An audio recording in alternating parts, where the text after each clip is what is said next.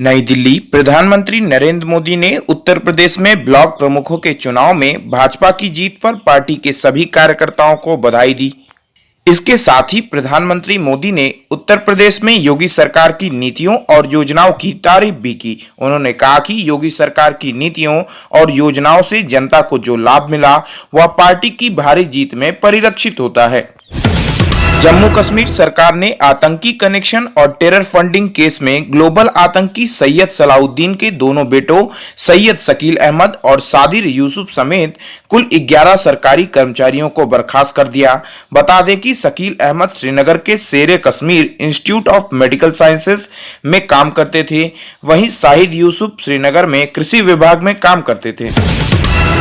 Petrol के बढ़ते दाम से परेशान जनता का बीजेपी के मंत्री ने उड़ाया मजाक। मध्य प्रदेश के मंत्री ओम प्रकाश सकलेचा ने कहा कि जिंदगी में परेशानी ही सुख का आनंद देती है, जब तक एक भी परेशानी न आए तो आनंद भी नहीं आता। उन्होंने यह बात तब कही जब पत्रकार ने उनसे पेट्रोल डीजल के बढ़ते दामों से जनता परेशान है ऐसा सवाल पूछा। पत्रकार के सवाल पर मंत्री ओम प्रकाश सकलेचा जनता का मजाक उड़ाकर चलते बने।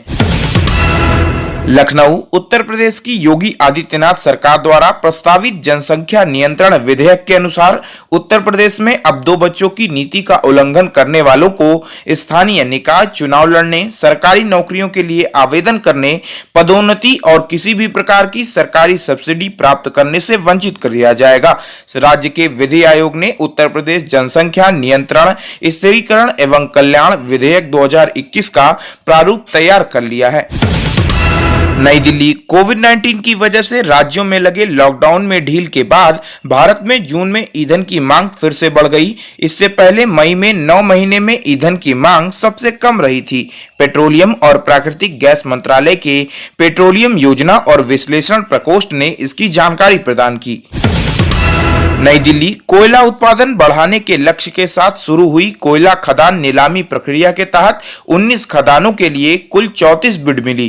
कोयला मंत्रालय ने इसकी जानकारी प्रदान की। इन खदानों के लिए तकनीकी निविदाएं जमा करने की अंतिम तिथि 8 जुलाई 2021 थी और ऑफलाइन माध्यम से प्राप्त दस्तावेजों से युक्त तकनीकी निविदाओं 9 जुलाई 2021 तक 10 बजे तक नई दिल्ली में बोली लगाने वालों की उपस्थिति में खोली गई। अमरावती। चेन्नई। लोकप्रिय तेलुगु नेता, फिल्म समीक्षक, राजनीतिक विश्लेषक, व्यंग्यकार और दलित बुद्धिजीवी काठी महेश की शनिवार को चेन्नई में एक अस्पताल में मौत हो गई। एक पखवाड़े पहले आंध्र प्रदेश के नेल्लोर जिले में एक दुर्घटना में घायल हुए महेश का अस्पताल में इलाज चल रहा था। पूर्व भारतीय बल्लेबाज वीवीएस लक्ष्मण को बंगाल क्रिकेट टीम के बल्लेबाजी सलाहकार के रूप में बरकरार रखा गया है, जबकि लक्ष्मी रतन शुक्ला को अंडर 23 कोच के रूप में नियुक्त किया गया है। शुक्ला राजनीति में शामिल होने के 6 साल बाद फिर से क्रिकेट में वापसी कर रहे हैं। बंगाल के इस पूर्व कप्तान और ऑलराउंडर ने 2016 में तृणमूल कांग्रेस में शामिल होने के लिए सभी प्रकार के क्रिकेट से संन्यास ले लिया था। U23 एशियन कप क्वालिफायर में भारत को यूएई और ओमान के ग्रुप में मिली जगह। भारत को AFC अंडर 23 एशियाई कप उज्बेकिस्तान 2022 क्वालिफायर के लिए शुक्रवार को मेजबान यूएई, संयुक्त अरब अमीरात, ओमान और किर्गिज गणराज्य के साथ ग्रुप ई में रखा गया है।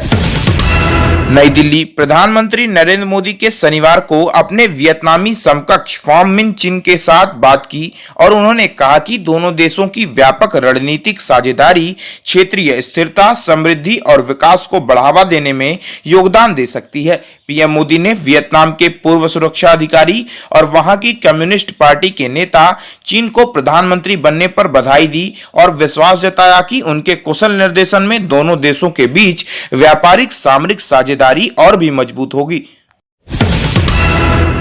नमस्कार दोस्तों, केशियन हेडलाइंस सच का आईना में देखिए राजनीति, मनोरंजन, बिजनेस, खेलकूद, धर्म और देश दुनिया की प्रमुख खबरें। केशियन हेडलाइंस पर हमारे चैनल को लगातार देखने के लिए सब्सक्राइब करें, बेल आइकन दबाकर अप्रूव करें।